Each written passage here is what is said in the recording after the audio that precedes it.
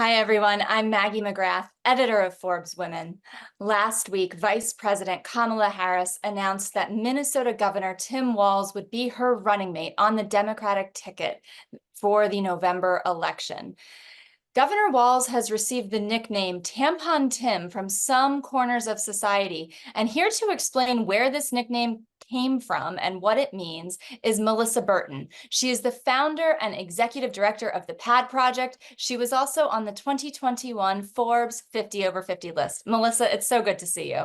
Maggie, it's so good to see you and to be here, and thank you for hosting this important issue. I am also a high school English teacher, and in fact, Tampon Tim, we'll get to why the nickname in a minute, is also a former teacher, and that's why I know he understands the importance of having access to menstrual products in schools.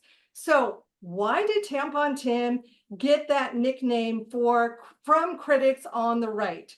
The reason is that he passed a bill in Minnesota that would require schools to provide free tampons and pads in all restrooms. So that's not just girls' restrooms, but also boys' restrooms and gender neutral restrooms. So we know that free tampons and pads allows people to be in school with confidence, with comfort. It increases education for all students, and it also reduces absenteeism. So the fact that this is meant by his political opponents as some kind of insult begs the question, why would supporting gender inclusivity and why would supporting a human basic need qualify as an insult? And for that, I think we have to go to a little deeper understanding, which is that anytime a man stands up for causes which we see as directly benefiting women and girls, for some people, that is somehow should be a source of embarrassment or shame, that a real man, that a man's man should be very embarrassed to be called Tampon Tim. And as we have seen, though, I think that that insult has sort of backfired. So we can talk about that as well. I was just going to ask, I mean, if you're a casual news observer, you might have seen the term in a newspaper or online, and you might not be sure, is this a compliment or is it a critique? Because, of course, if you are a woman or a person who has a period and has a need for a tampon, and as someone who uses tampons, I would look at that as maybe a more neutral term. But Melissa, you're saying that this is mostly being used as a critique from one side of the political spectrum. Is that correct? Yes, and I think that the fact that it is being used as a critique, that the face of a man's, one meme has Governor Walz's face on a box of tampons, and we're supposed to go, ho, ho, ho, isn't this shameful? This man is on a box of tampons. In fact, this stems from centuries old stigmatization surrounding periods, the idea that women and girls are somehow dirty or less than whole human beings because we menstruate. So the idea that it should be insulting for a man to align with women in agreeing that access to basic health products is a problem is a really kind of sad and twisted way of thinking at this point. And that's why the appellation Tampon Tim, as an English teacher, love that alliteration. It's very catchy. It's a great nickname. Why it's caught on in gender equity nonprofits, menstrual rights nonprofits. Please, let's get pads and tampons in all public schools. It's popular right now. 28 states in the United States have some kind of program that allow for period products to be easily accessible in schools. Clearly, this is a way that we want to go in this country.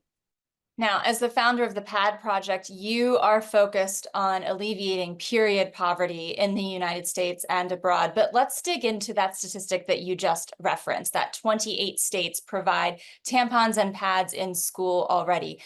If you're looking at the United States, how big of an issue is access to period products for people who menstruate? Is there a wide disparity in who can access these products currently in 2024?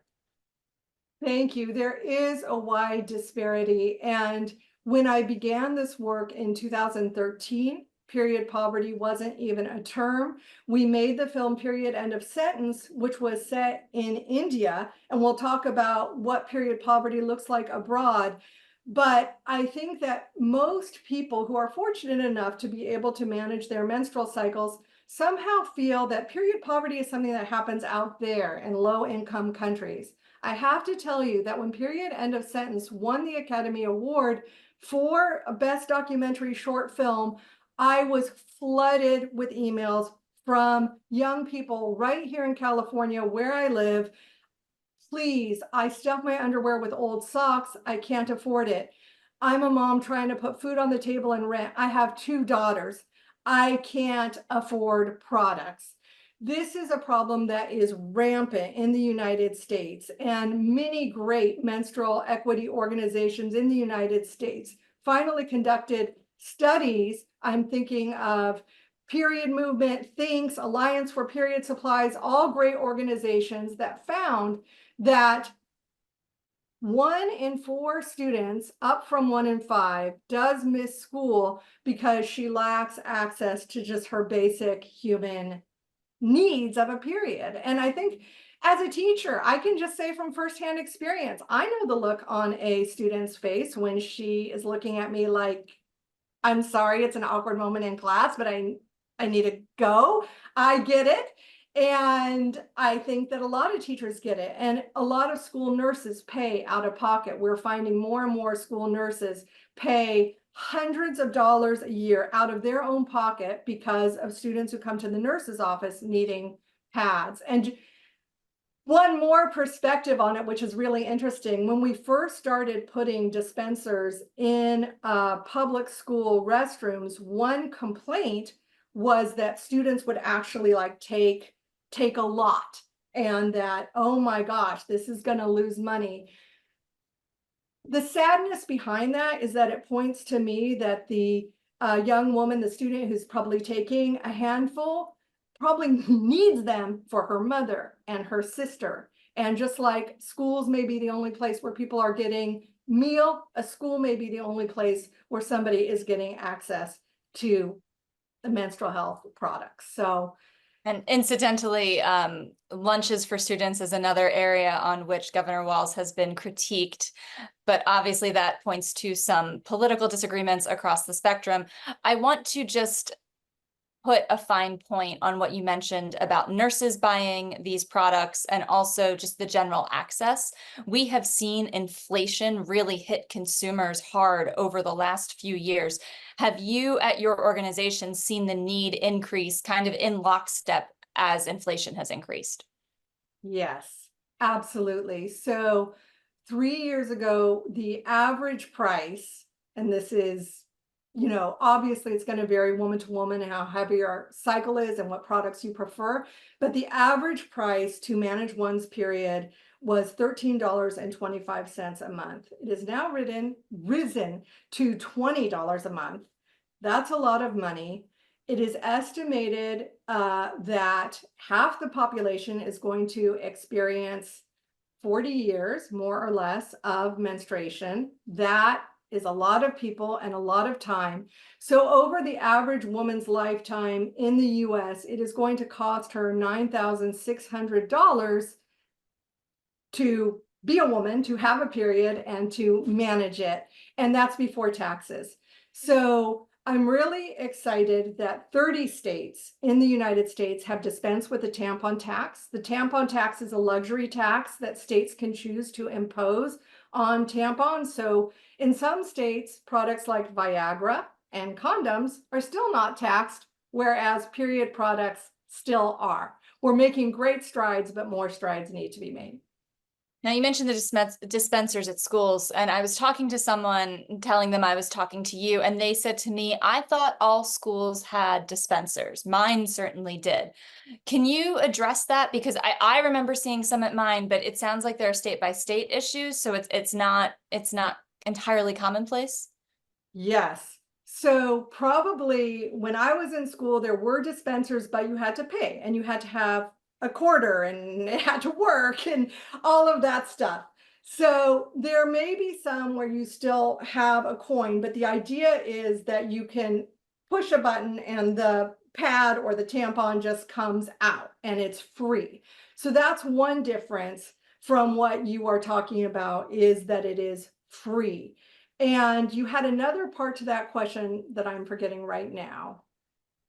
State by state differences. Oh, state Went by to school state in is very Pennsylvania. different. I live in New York right now. Is what I will find in a Pennsylvania school different than what I might find in a New York? Absolutely. So different states have different laws, and different laws go into effect at different times. So some states have chosen to, so the gold standard would be, here's money and you're going to provide products for free. Some states are like, here's money, figure out a way to get the products, which that's where the PAD project can step in to help and say, okay, organizations like ours can help provide the products and help implement it. So there's a lot of states where we're seeing that this law has been passed, but there's really no real way for school districts and administrators to actually implement it. And then in other places, it's been approved, but no money's behind it. So then again, organizations like the PAD project can help. Yes, by law, our school is required, but where's the money for our school? So we're at all different stages in different states. So it does look very different state by state. And some laws stipulate only in female restrooms or only in female and gender neutral. And I think where the interesting thing with Tampon Tim was that the legislation simply didn't stipulate where the pads and tampons would go.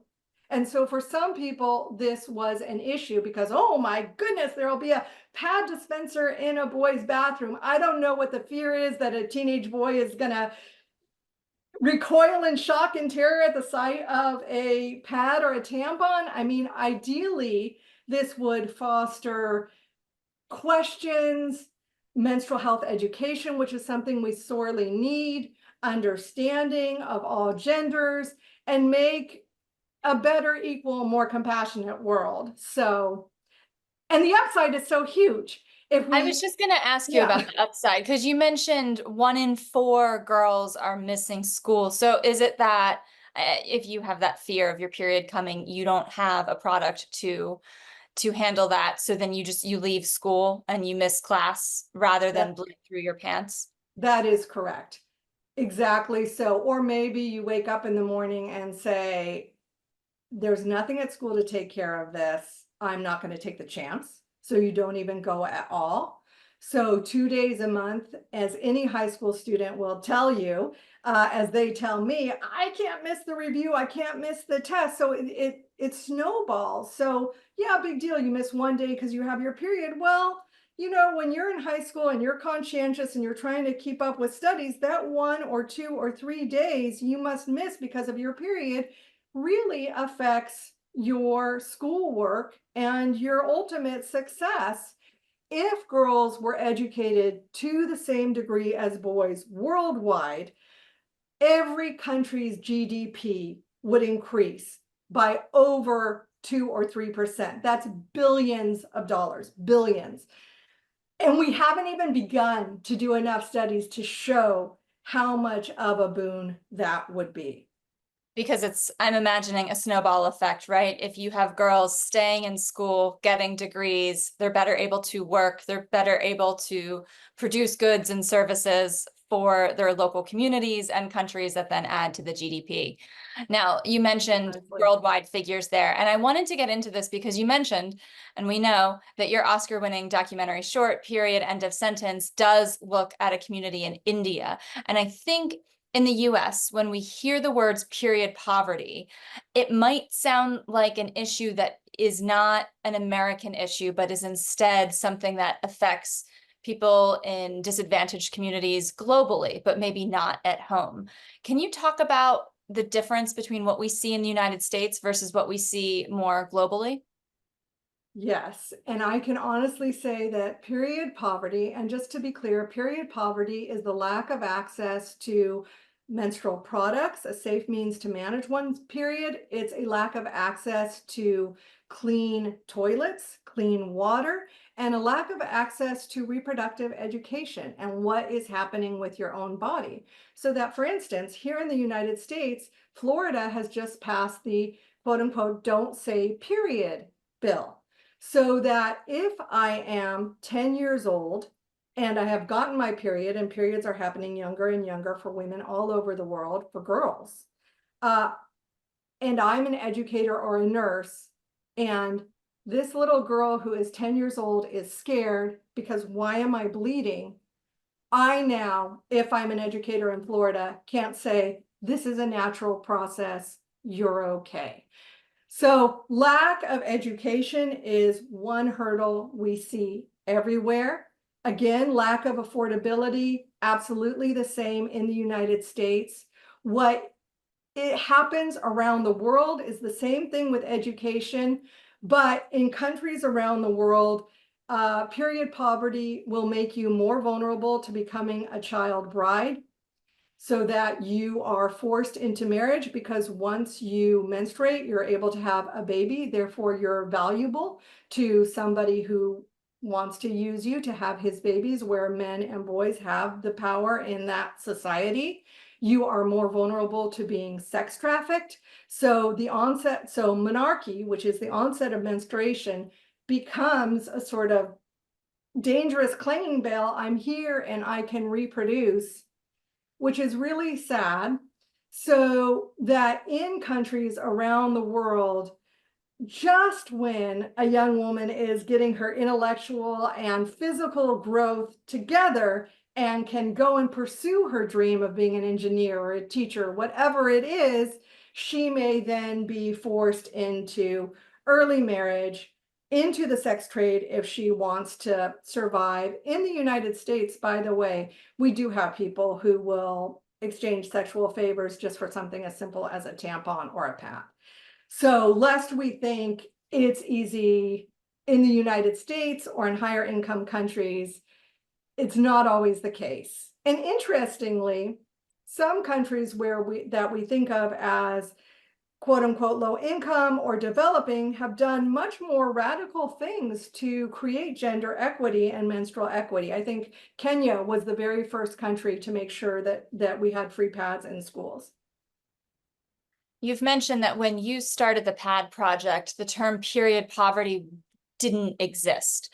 And I was looking at a UN report from earlier this year that indicated that there are still millions and millions of people worldwide affected by this issue.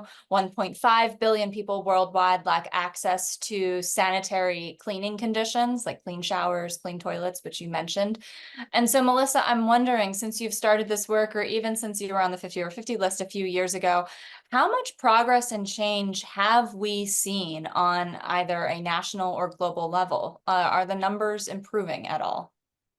Yes, I'm very encouraged, and I feel like one thing that continues to fascinate me about this movement for menstrual equity, and there are so many great thinkers and movers in this space, and I wish I could name them all. But if you think about it, women have been menstruating since the beginning of humans, and yet this movement for menstrual equity is really 10, 15 years old. It's very young. We are in the nascent stages. Yet in that time, there were no states. Every state had the tampon tax. Now, only 20 states still have the tampon tax. No schools provided tampons and pads for free. Now, many schools do. And in the zeitgeist, if we're talking about in the culture, this idea that Tampon Tim is a big joke, that he should be ashamed to be called Tampon Tim, sort of harkens back to an earlier cultural moment when people my age will have all seen the TV shows when, the sheepish dad or boyfriend has to go into the store and like, oh my God, I need to buy a product for my daughter, my wife, or my girlfriend. Oh, this is so embarrassing. Now we see in film and TV really real and helpful moments that show menstruation in all its complexity. And of course, menopause, so we begin with menarche, the onset, and then we end with menopause.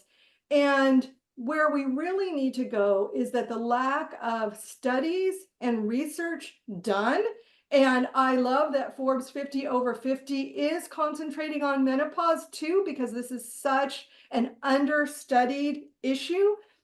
But the resources just have not gone to half the population, women and girls, about menarche, menopause, and everything in between. We talk a lot at ForbesWomen about how the lack of investment in research, medical research on women's health continues to affect patients who identify as female on a daily basis. And I think there's a lot of people in the 50 over 50 and in the broader Forbes community who are working to change that and to spearhead studies that will improve our collective knowledge. But Melissa, I'm wondering, we started this conversation talking about Governor Tim Walz and the nickname Tampon Tim. Do you see this as an opportunity for this campaign cycle to better address issues of menstrual equality or other women's health issues? Is this an opening, and are we missing that opening by focusing on the nickname and not the issue at hand? I think I want to just embrace the nickname and co-opt it and use it to bring awareness to the need for menstrual products. So I think that we can use it as a pivot and make it a great thing. I do hope it brings more attention to the need in schools, and I hope that it challenges people to question. Maybe it does feel embarrassing or like Tampon Tim, and maybe some people who are wondering, well, I don't want products in a boy's bathroom in a high school. That seems like a bad thing. But maybe if they can just probe a little more and question, well, would that really be so bad? Maybe that child sees his mother have tampons or pads or has a sister. Would that be so terrible? And I certainly think that it is a bipartisan issue, and people on all sides of the aisle generally agree that it is not too big of an investment in financial dollars for the payback that we get if all students are educated to their greatest degree. The cost is about $2 per pupil maximum, and as a return, we stand to gain billions in GDP. We don't know what we could gain if we don't know. Perhaps the child who missed school because she had her period is going to cure cancer. We don't know, but let's keep everyone learning to the degree they want to learn and grow. And I think most people see the value in that. I really do. And so I think that this nickname is a good opportunity for us to begin to say, wait a minute, isn't access to menstrual health education products, isn't this something we want to support here, just as basic as toilet paper and other things that we might need to get through the day? As basic as toilet paper. I like that analogy, and I think Yeah. it helps destigmatize the issue of periods, not even issue, the state of being, really. Yes. Melissa Berton, thank you so much for joining us today. We really appreciate your time and insight. Thanks so much, Maggie. I love spending the time with you.